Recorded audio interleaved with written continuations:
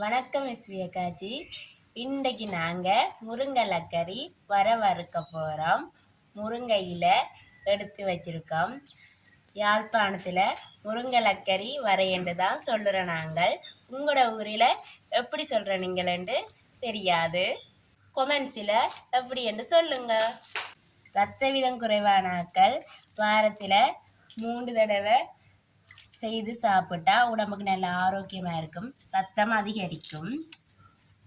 இதே மாதிரி உருவி எடுக்கணும். சின்ன சின்ன இலையெல்லாம் இப்படி துண்டுகள் இருக்கக்கூடாது.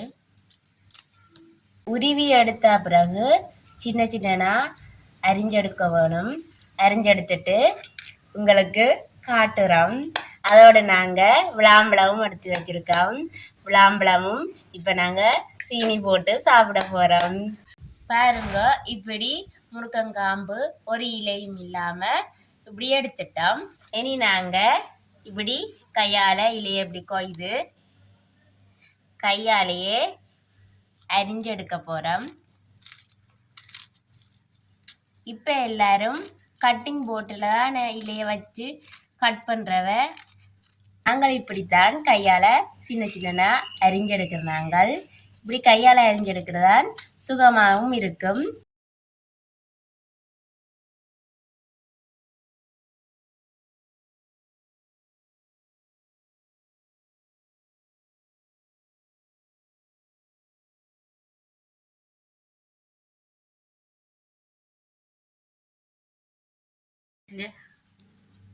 பாருங்க, இப்படிதான் கையால இலைய எடுக்கிறவ.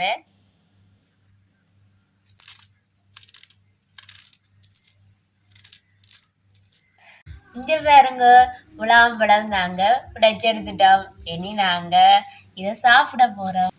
சீனி போட்டு குழைச்சு சாப்பிட போறோம். சாப்பிட்டுதான் லக்கடி வர நாங்க செய்ய போறோம். பாருங்க, இப்படி குழைச்சு எடுத்துட்டோம். இனி நாங்க ஒருக்கா சாப்பிட்டு பார்ப்போம். நல்லா இருக்கு. இப்படித்தான் அரிஞ்சு எடுத்துட்டோம்.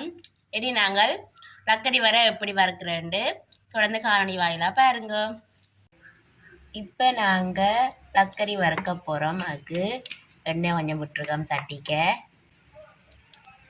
எண்ணெய் கொஞ்சம் கொதி வர வேணும். சின்ன வெங்காயம் வெட்டி எடுத்துருக்கோம். அதோடு பச்சை மிளகாயும் சின்னதாக வெட்டி எடுத்துருக்கோம். இப்போ போட போகிறோம்.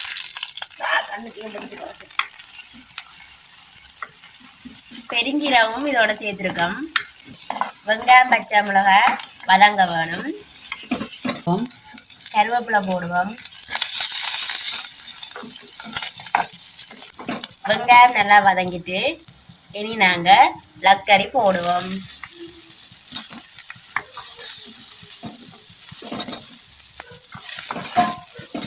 அவியறதுக்கு கையால தண்ணி தெளிச்சு விடுவோம். தண்ணி தெளித்து நாங்கள் அவியறதுக்கு மூடி விடுவோம்.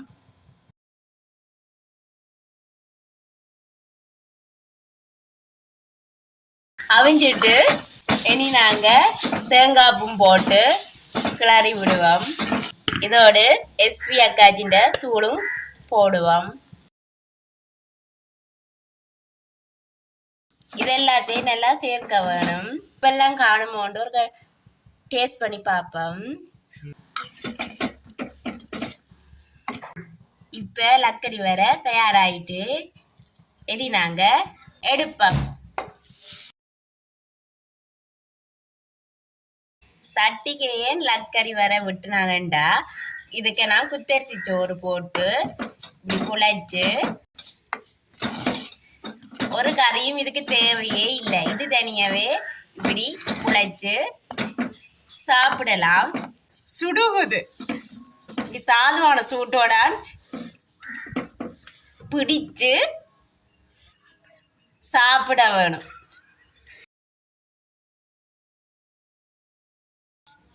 இப்படி பிடிச்சி சாப்பிட்டா அப்படி இருக்கும். இப்படி சுட சுட இப்படி பிடிச்சி சாப்பிட்டா தான் நல்லா இருக்கும். நீங்களும் இதே மாதிரி செஞ்சுட்டு சட்டிக்குள்ள கொஞ்சம் போட்டு சாப்பிட்டு பாருங்க. எப்படி இருக்குன்னு கமெண்ட்ல சொல்லுங்க. இதே மாதிரி இன்னொரு காணொளியில உங்களை சந்திக்கிறேன்.